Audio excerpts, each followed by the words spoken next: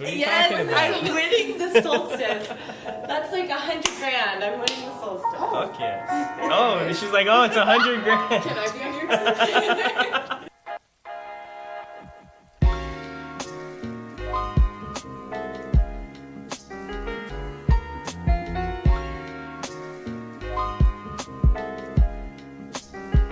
All right. You ready? I think so. As ready as we'll fucking ever be. Yeah, probably. All right. 1, 2, 3, go. And Yay! All right, guys, welcome back to the On Cloud 9 podcast, where I sit down with Mary Jane and a guest, or tonight, 2 guests, that's a heavy and and I interview them about what they're doing, and we smoke a little weed and get along, you know? All right. So with me today I'm going to let you introduce yourselves. So, My name is Brittany. And my name is Carly. And We they- have last names? No. I mean, you can, yeah, do last Okay. names. Reintroduction. I'm Brittany Estes. I'm Carly Wopat. And they are both professional volleyball players. So, have you guys always been playing volleyball, or did you go through a couple of different sports before you landed on that?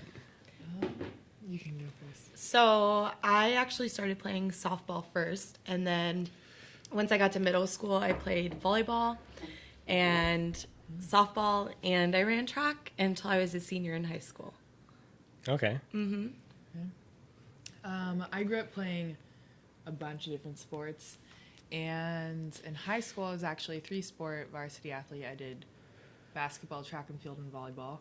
Damn. But I went to Stanford for volleyball on a volleyball scholarship. And then I started playing professionally immediately after I graduated. Wow. Indoor. And I've been playing on the indoor national team and overseas for 4 years. And I just switched to beach volleyball. So. All right. So, what's that transition like going from doing a school-oriented sport going to professional?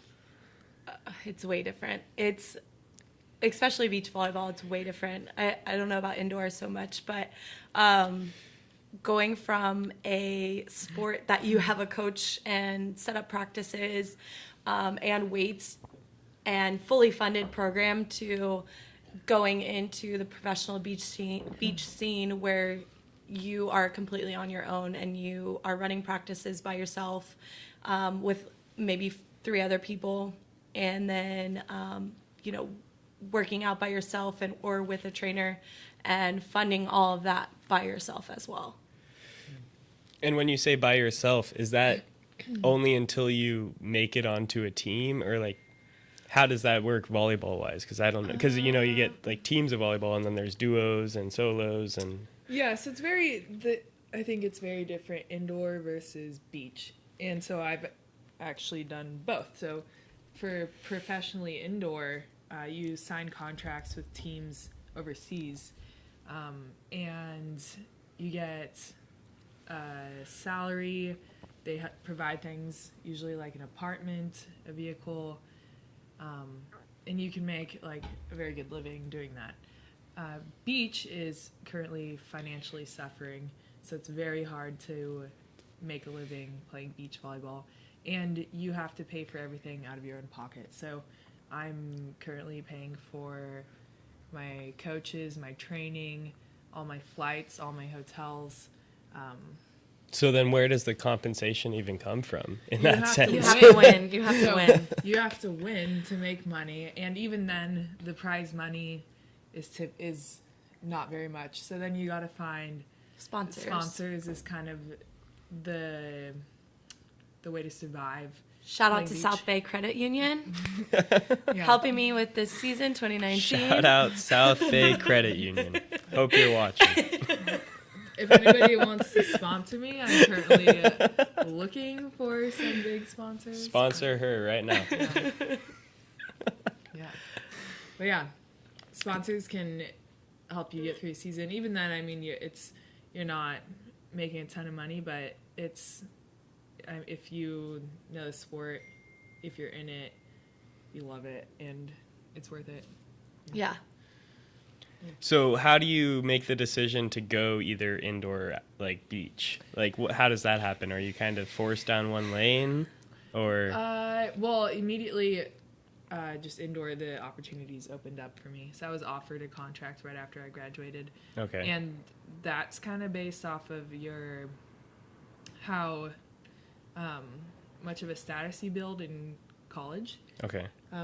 So I was at Stanford, which was a very good volleyball program, and I did really well.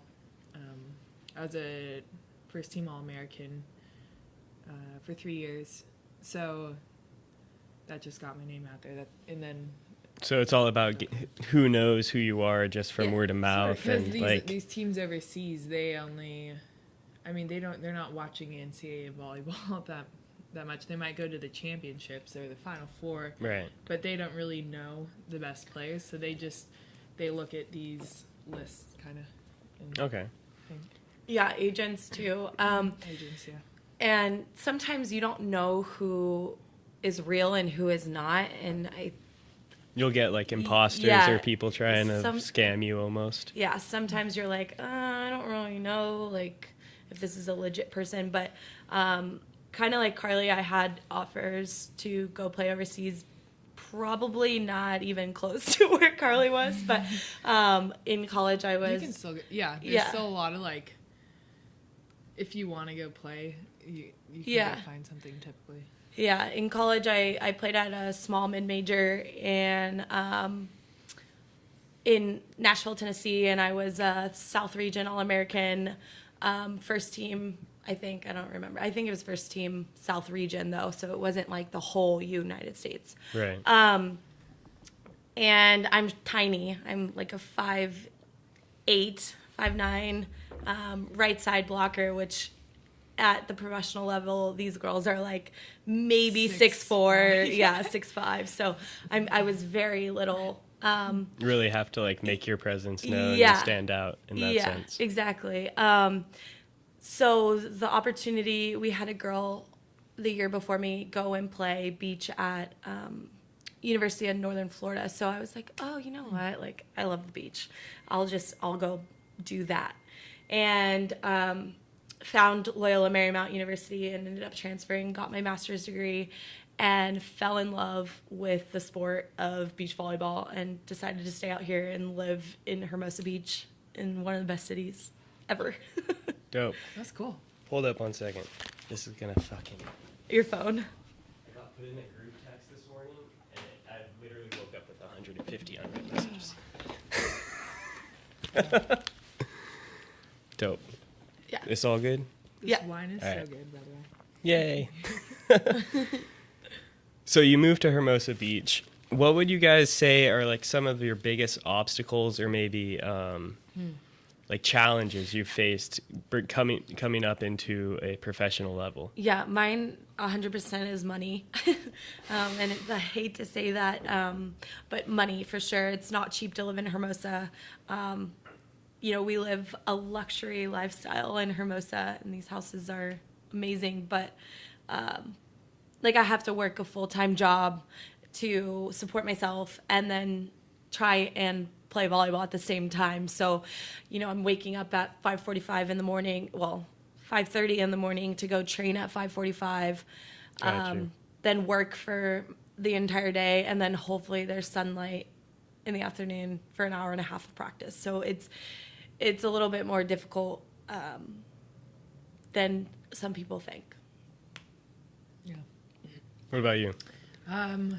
Well, let's see. Once again, for indoor, the biggest challenges I'd say are that you're living in a different country for 9 months of the year. So. Yeah, that's right, because you're traveling all over the place. Yeah. Do you stay in one country or do you hop around and play different games? Or for example, my last contract was with, I think it's Carly's. in my room. My last contract was with a team in Beijing, China. Okay. So typically seasons are 9 months, so you're there for 9 months, and you'll travel around. You can travel around to other countries and play. Like when I played in France, we traveled to like Italy and would play other teams, and it depends what leagues you're in. But What league were you in? I played in France, Turkey, Japan, and China for 4 different years. Damn. That's sick, though. Yeah. So you got to experience a whole different thing. Sorry, we got phones going off. I think that's mine. What the fuck? I put that shit on silent. You know my phone doesn't go on silent? That's not good. That's some new shit I just learned. You could just turn the volume down off, right? I'm not sure if that works with notifications. I'm just gonna put this shit on airplane. That's the only way I know. I was like, I swear I put that shit on fucking silent, and then I sat down and started getting. You were like, is that my phone? So we got brutally interrupted by my fucking notifications at talking about living in 4 different countries in 4 years. Yes. So I lived in France, Turkey, Japan, and China. And after the season in China, I switched to beach volleyball. So this is my first year playing beach. But yeah, living overseas is so difficult. People do not even understand. A lot of, I know everyone kind of sees the highlight moments, I think, of our careers, and they don't realize everything that goes on behind the curtains, how much of a grind it is, how much you have to sacrifice, and it can be really lonely. But switching to beach, like Brittany said, is financially probably that's the biggest challenge. Thankfully, I made some money playing indoor, so I have a bit of a cushion. Yeah, you got a little nest egg. I got a little nesting. Rainy days savings. Yeah, but I'm burning it up right now, so. Well, sponsors. Yeah. Hit her up. Yep. Hit her up. What made you switch? Like, what drew you to switch over then? If you were making all this money and traveling to different countries and then doing the sport, why do you choose to come back? So I was pursuing the 2020 Olympics with the indoor national team. Okay. And I'd committed to them for this quad for the 4 years leading up to it. And a year ago in March, I tore my left MCL surfing when I was visiting my brother for a weekend. Yeah, in Hawaii. In Hawaii? I was going to say. And it was right before the summer season with the national team, and I was looking forward to having a really successful summer, competing a lot, and yeah, so it was really tough to that's a bummer. just lose all of those opportunities. And then the whole summer I was rehabbing, and I tackled it, and I came back fully. I have no problems now, but I missed the window to go overseas because I just wasn't healthy enough yet. So September rolls around, and by now I'm back to full play, and I'm sitting in Hermosa, and I don't know what to do, and I have this urge to compete as an athlete. So I started playing beach volleyball. I was watching the Manhattan AVP, and there was one AVP left for the 2018 season in Chicago, and I was like, you know what? I'm gonna go play in Chicago. So I found a partner last minute, and we went and played, and we lost in the qualifier, barely. It was actually pretty close, but a lot of things just got rolling for me. Yeah. And let's just say Carly had an absurd like beach situation. Like normally you like work your way up, and you're like, oh, this person's been working. Like they kind of still suck, but Carly just went up here. And Carly got one of the best players in the nation. As my current beach partner. Let's just say, as a roommate, I was a tad jealous. Yeah, it was pretty incredible. But I just like all these windows kept opening, and I don't know, it like ignited a new fire in me. So I was also just every single day going out there and just working and my ass off, and I loved it. Yeah. So I fell in love with the sport, and I had this new, just like fresh motivation and this fresh passion. And come December, Brittany Hochevar asked me if I'd be interested to partner with her and try to go to the 2020 Olympics for beach volleyball. So now I was looking at continuing with the indoor national team, right, or switching to beach volleyball. And after considering all things, I was like, I don't know, just my heart and my brain are telling me to go for beach. Well, it's cool because and you Brittany were... was like, yeah, you gotta go for beach. I'm a little bit obsessed with her partner, like a little bit obsessed. Just low key. I was like, if I had a chance to play with Brittany, I would 100% take that opportunity.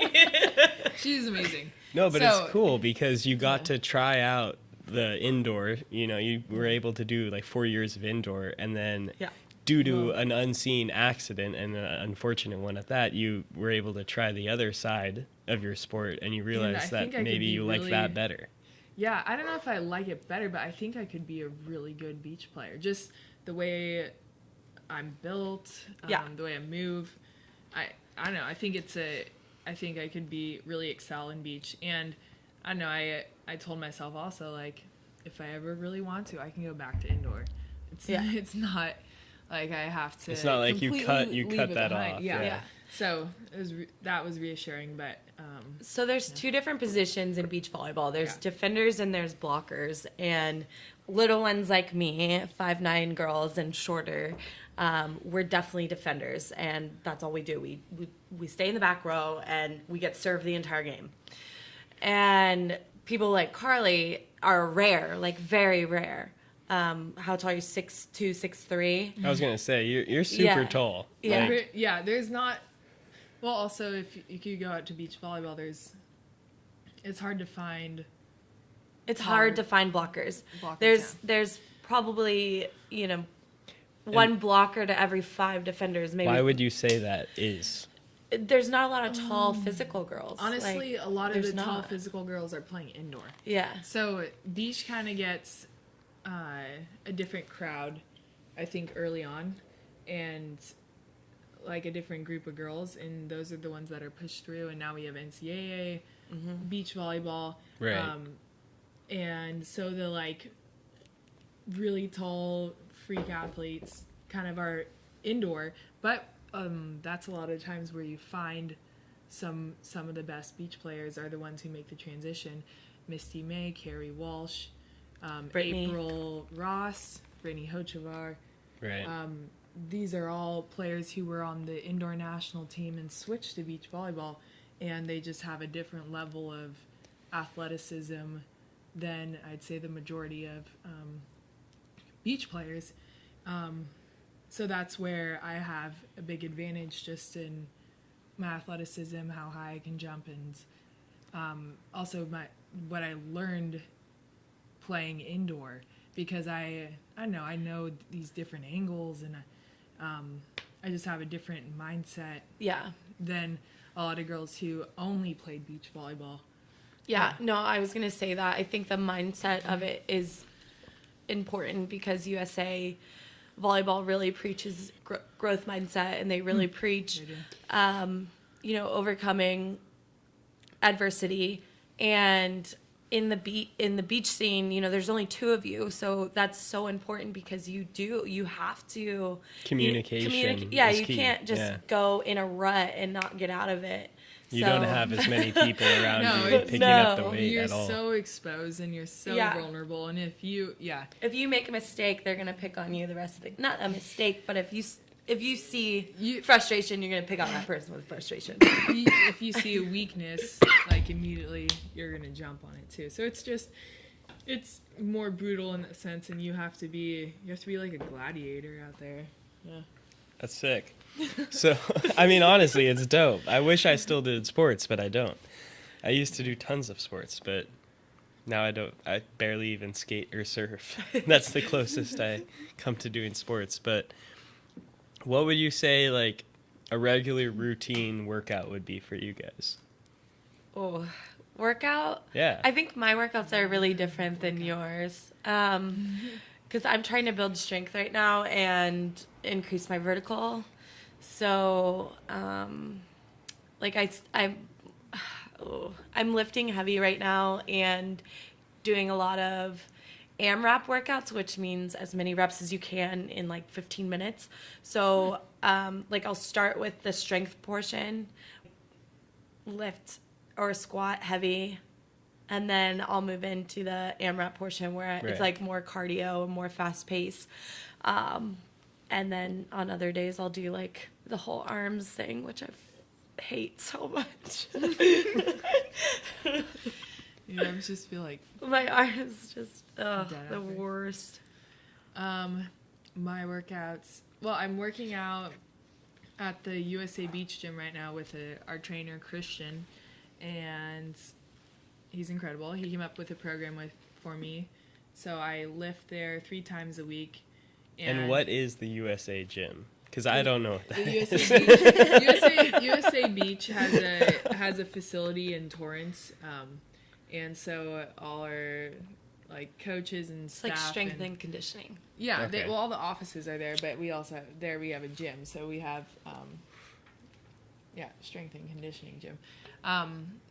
So I do like a lot of different Olympic lifts, and then a lot of fast explosive movements, just anything kind of that develops volleyball specific movement. I don't know. And then for fun, I know I do a lot of stuff. She works out a lot. I work out She a works lot. all the time. Look at I these like guns. I like Soho yoga a lot, so Okay. I love yoga. And I like doing track workouts, like stadiums and stuff. Like I love speed work. I just like to think I'm really fast. So, and what else? There's the We have to do a sand lot of dunes. sprinting and sprinting in the sand is a Sprint- must. I was gonna say you Sand must be sprints. doing workouts in Yeah. the beach, You at have the to. beach and So stuff. like plyometrics and footwork are a big thing for beach volleyball. So you can go out and do, like sprints and Ladder work in the sand or hurdle work in the sand. A lot of just like back and like a minute 30 on, 30 seconds off, and then or switch it 30 seconds on, a minute 30 off.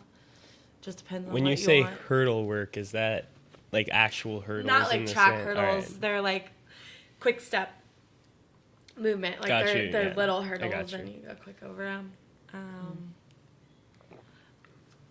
And then like the easy day would be like 45 minutes of running, but it'd be like 10 minutes running, 2 minutes off, 10 minutes running, 2 minutes off Right. for 45 minutes in the sand. That's not fun. No. I think that's my least favorite. Like, I'd rather just get it over with. Yeah, So- it doesn't sound bad. What are your guys' like future goals, and like where do you see yourselves going with your career in that sense? Oh, God. You know What are you trying to I just want to accomplish? win a solstice foreman. Really? I'm kidding. No. I just... That's a good goal. You know, Solstice Foreman is like one of the best tournaments in Hermosa Beach. It's got so much character, and they bet on the games, and it's so much fun. But it's 4v4. It's completely Okay. different. It's co-ed. It's insane. It's in 3 days. 3 days? I don't know. It's insane. That or just I'm so new in the AVP, and it's like I just want to qualify. That would be a great accomplishment. Yeah, that's a good one. I think like literally just qualifying would be a big thing for me. Yeah. So, for me, well, you brought up the Solstice 4-man. So there's the Manhattan Beach 6-man, and I've had actually like 2 incredible past years. A year ago, my team won it, and I was like the unofficial MVP, and it was probably the peak of my volleyball career. Just kidding, it's not. But it was so fun. no, I don't think they understand. Like They don't understand how huge, the 6-man is here. 6-man, you like dress up. So you have all girls teams, and then you have all guys teams, and you're like dying because you're so drunk, and you're playing, and it's July It's or just whatever a it is. huge It's party just a on the huge beach. party, and it's so Amidst a much fun. volleyball competition. And then you're Yeah. also trying to win. So Yeah. it's so fun though. Yeah. So won that, and then last year my team got second place, which was a bummer, but still it was second. So this year we're gonna win it again. But overall goals, right now we're looking at 2020 Olympics. Me and my partner Brittany Hochabar, and it's to qualify for the Olympics. There's this point system, so you have to go play in FIVB tournaments and gain points, and then the 2 teams with the most points after this time period has passed goes to the Olympics for the United States. And it's extremely It's so hard. competitive because It's so hard. there's so many top teams right now in the USA. Right. Brazil also has a similar problem, and so you see some of the best beach volleyball players in the world are in our countries, and they never go to the Olympics. Yeah. But just battling and trying to go for that is an incredible journey. So I'm currently on that, and it's can be very stressful and up and down and all over the place. But I mean, as it would sound, it sounds like that. yeah. So that's my current goal, and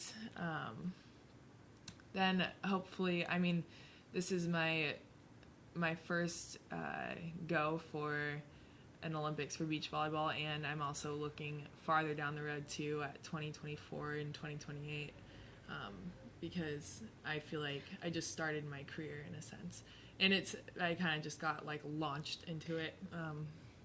That's the other good thing about beach is, sorry.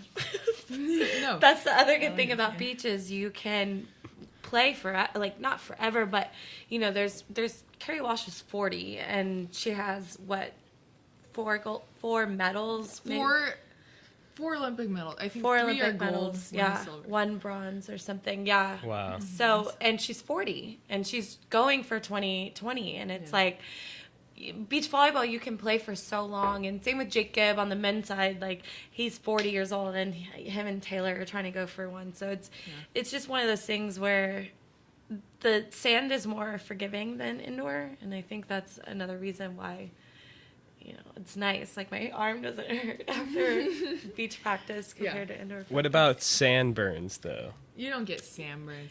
That's a bullshit question. No, people have told me that they got sandburns from, like, I'm not, Oh, like, on your feet? on your knees. No, not on your knees, but Rocks, your maybe. feet get guys, your feet get destroyed. Your feet, you have to wear socks. Especially in the summer, it gets so hot. Yeah, so the sand will burn your feet, and Yeah. you will blister up, and even Oh, like yeah. I've been there just walking across Yeah. the beach. I can't imagine It's playing a whole miserable. game on It's that so shit. miserable. It's really tough. Yeah. Don't forget your socks. Savannah Slattery, don't forget your socks. Yeah, Savannah. Don't forget your socks. Fuck. Love you, Savannah. Well, thank you guys so much for being on. It's a pleasure talking to you both. And honestly, I learned quite a bit about volleyball that I didn't know before. Thank you for having us. We And had so much fun. you. I wish you the best in all your endeavors in the upcoming years. Hopefully, Make that fucking Olympic team, yo. Yeah. Wait, give her a high five. Qualify for AVP. No, she's gonna win the solstice. What are you Yes, talking about? I'm winning the solstice. That's like $100,000. I'm winning the solstice. Fuck yes. Oh, and she's like, oh, it's $100,000. Can I be on your team? Fuck yeah. You'll be our A. That's fine. Let's go. All right, guys. Thank you so much for watching. Don't forget to like and subscribe. Comment below. Ask these girls any questions, and we'll get back to you on the next episode. Stay high. Oh my god.